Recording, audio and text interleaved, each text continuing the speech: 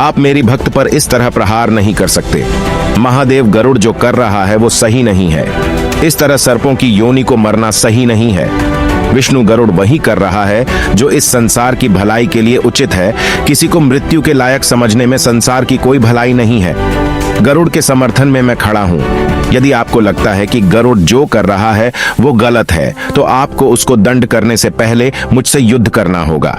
युद्ध की बात सुनकर महादेव काफी क्रोधित हो गए। इस वक्त एक दूसरे को आराध्य मानने वाली दो शक्ति आमने सामने थी।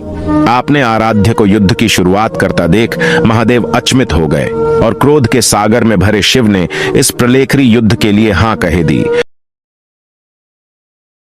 कौन सही है और कौन गलत, इसका पता लगाना बहुत ही कठिन था।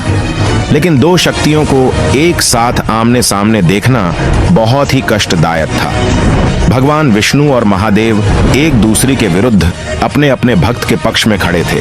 कभी ना खत्म होने वाला ये युद्ध प्रारंभ तो हो गया, लेकिन खत्म कब होगा इसका अंदाजा लगाना बहुत ही कठिन था। दोनों ही शक्तियां एक दूसरे के प्रहार का जवाब एक और शक्तिशाली प्रहार से दे रहे थे। ब्रह्मांड में तो मानो जैसे किसी काले साई ने दस्तक दे दी हो। ऐसा लग रहा था कि धरती अपने आखिरी पड़ाव पर चल रही है, मानो आज ही इसका विनाश तय हो। युद्ध चलता रहा और बस चलता ही रहा। कभी ना खत्म होने वाली इस लड़ाई को रोकने के लिए भगवान विष्णु कुछ सोचने लगे। अगर ऐसे ही हम लड़ते रहे तो कभी भी इसका अंत नहीं होगा। महादेव को बैरागीपन से दूर करने के लिए और दबी हुई सारी भावनाओं को निकालने के लिए मुझे ही इस युद्ध का अंत करना होगा।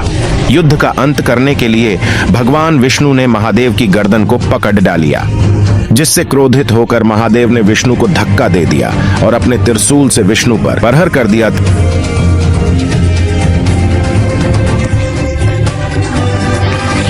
त्रिशूल सिद्धा भगवान विष्णु की छाती में जा घुसा। ये देखकर महादेव कुछ क्षणों के लिए शांत हो गए। वहीं भगवान विष्णु के मुख पर एक हंसी थी। अपने आराधे को देख महादेव सुन्न हो गए।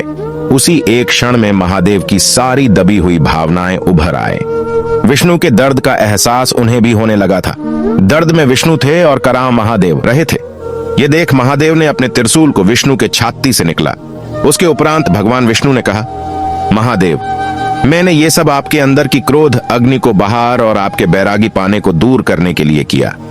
अगर आपकी अंदर की अग्नि संत नहीं होती तो पूरे संसार की विनाश हो जाता। विष्णु जी के समझाने के पश्चात महादेव को भगवान विष्णु की बात समझ आने लगे और उन्होंने नागराज वासुकी को आपने गले में फेर से धारण कर लिया और सती के दूर हो जाने के कारण महादेव को सतीकंठ नाम से जाना जाएगा। और महादेव के त्रिशूल द्वारा विष्णु के सीने पर जो घाव हुए उसे महादेव ने उन्हें नविंद्र हराय नाम दिया। महादेव के वास्तविक रूप में आने के बाद संसार का संतुलन बनने लगा। धरती अब अपना संतुलन बनाने लगी थी। उससे कुछ समय पश्चात खुद से दूर कर चुके। सती मतलब मां आदि शक्ति से विवाह किया। इसके बाद सही शब्दों में महादेव के साथ साथ पूरी धरती ने भी पूर्ण तरह महादेव और आदि शक्ति की प्राप्ति की। तो ये थी महादेव और विष्णु के प्रलयकरी युद्ध की कथा। उम्मीद करते हैं कि आपको ये कहानी आपको पसंद आई होगी। हम आपके लिए ऐसी और कथाएं लाते रहेंगे। कहानी अच्छी लगी हो तो वीडियो को लाइक अवश्य कर दे और जिन भगतों ने इस कहानी से जुड़े पिछले 2 भागों को नहीं देखा वो जाकर अवश्य ही देख ले। दोनों भाग हमारे YouTube चैनल पर आपको मिल जाएंगे। मिलते हैं अगली वीडियो में, तब तक के लिए हरिओम।